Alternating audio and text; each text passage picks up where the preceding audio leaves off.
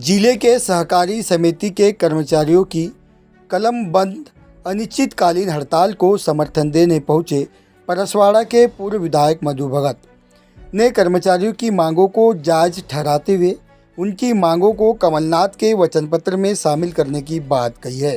कांग्रेस के पूर्व विधायक मधु भगत ने परसवाड़ा के विधायक व राज्य के आयुष मंत्री रामकिशोर कावरे पर निशाना साधते हुए कहा है कि क्षेत्र की जनता का उन्हें ख्याल नहीं। वे इन दिनों सिर्फ भूमि पूजन में व्यस्त है।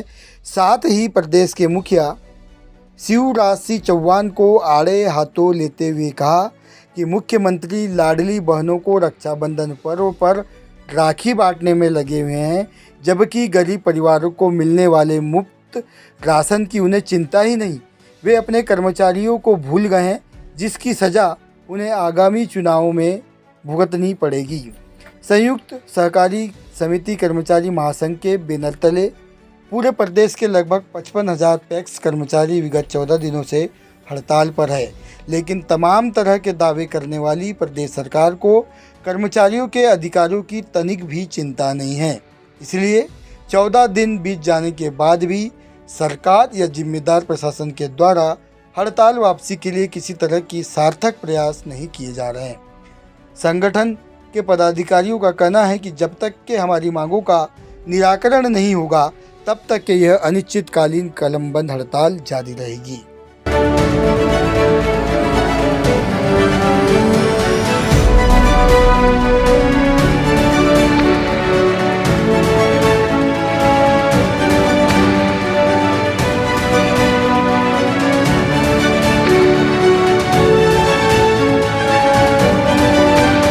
मैं पीसी चौहान, जिला अध्यक्ष सहकारी समिति कर्मचारी महासंघ जिला इकाई बालाघाट से और संयुक्त मोर्चा के तत्वाधान में विगत 16/8/2023 से हमने यह अनिश्चितकालीन धरना प्रदर्शन बालाघाट की धरा में रखा है और अपितु ये पूरे प्रदेश में है।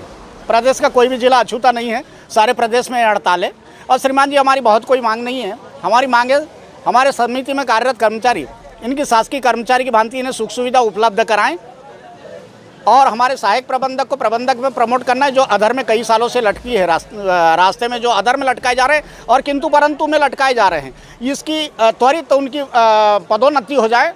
प्रमोशन करना है, उसमें कोई वैकेंसी निकाल करके उसको बहुत बड़ा भारी विषय नहीं है, क्योंकि ऑलरेडी सहायक प्रबंधक है और विगत कई सालों से वो सोसाइटी का संधारण करते हैं, जो करोड़ों का बिजनेस करते हैं और उसमें किंतु परंतु लगाने की कोई समस्या का समाधान नहीं होना चाहिए। उसका समाधान कर तत्काल उनकी नियुक्ति किया जाए।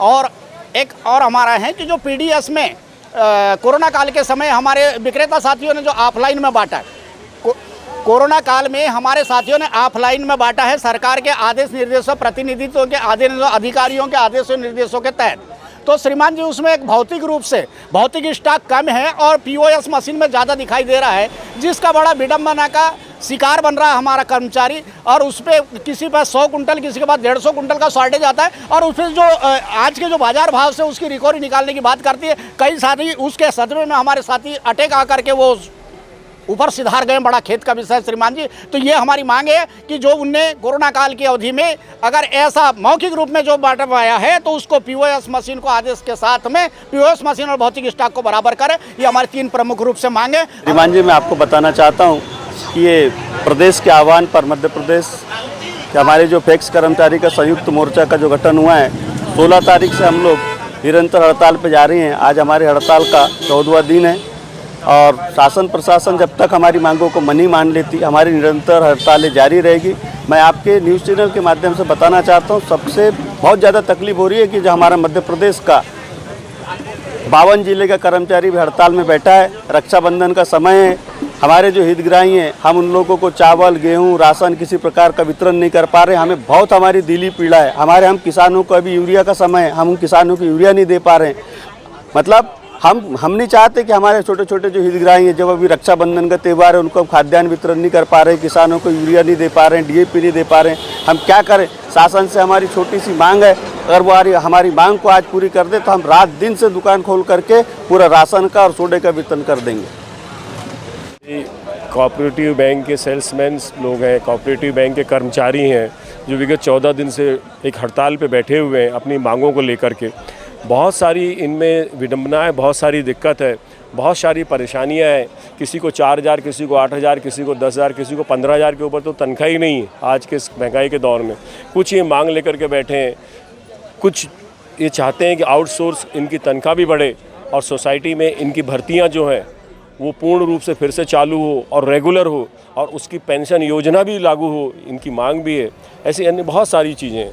और 14 तारीख से ये जो वितरण करते हैं सोसाइटी वाले, जो सोसाइटियों में ताला लगा है, मेरे को तो ये समझ में नहीं आ रहा है कि शिवराज सिंह चौहान जी को इस सहकारिता के कर्मचारी क्यों नहीं दिख रहे हैं। निश्चित तौर पे अभी वो लाडली बहना के चक्कर में इतने दीवाने हो गए हैं और राखी बांटने के चक्कर में वो अपने कर्मचारी को भूल गए हैं। एक कर्मचारी ही सज़ा उनको 2023 में देंगे और आने वाले जिले की बात है 126 सोसाइटी जिले की बंद है। इससे आकलन कर लीजिए कि कल रक्षाबंधन और सोसाइटी बंद है, राशन हितग्राही को कैसे मिलेगा, ये मुझे बताएं पहले। कितना नुकसान हो रहा है, कितना हो रहा है? देश में 5,000 4,500 करीब। अब मैं सारे आंकड़े तो नहीं बता पाऊंगा आपको, सारे आंकड़े हमारे चौहान जी पूरा बता देंगे, लेकिन मैं इनको समर्थन दे रहा हूं और इनके मांग पत्र को लेकर मैं जा रहा हूं कि माननीय हमारे जो विपक्ष के नेता हैं गोविंद सिंह जी और हमारे प्रदेश के पूर्व मुख्यमंत्री और प्रदेश के कांग्रेस कमेटी के अध्यक्ष माननीय कमलनाथ जी तक ये बात रखूँगा और निश्चित तौर पर इसका समाधान हम लोग सरकार में आने के बाद ही निकाल पाएंगे। लेकिन मांग विपक्ष के तौर पर गोविंद सिंह जी, कमलनाथ, वो शिवराज सिंह चौहान जी से करेंगे। हमारे चैनल को अभी सब्सक्राइब कर लें और साथ वाले बेल के आइकन पर क्लिक करके नई आने वाली वीडियो की नोटिफिकेशन बर वक्त हासिल करें।